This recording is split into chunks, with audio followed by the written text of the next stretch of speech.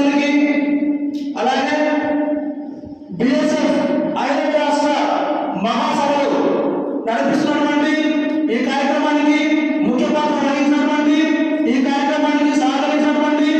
ఇక్కడికి విచ్చేసినటువంటి ప్రతి ఒక్కరికి నా యొక్క హృదయపూర్వక నమస్కారాలు తెలియపరుస్తూ, ఈరోజు మనము ఒక గొప్ప వ్యక్తి, ఒక రకంగా చెప్పాలంటే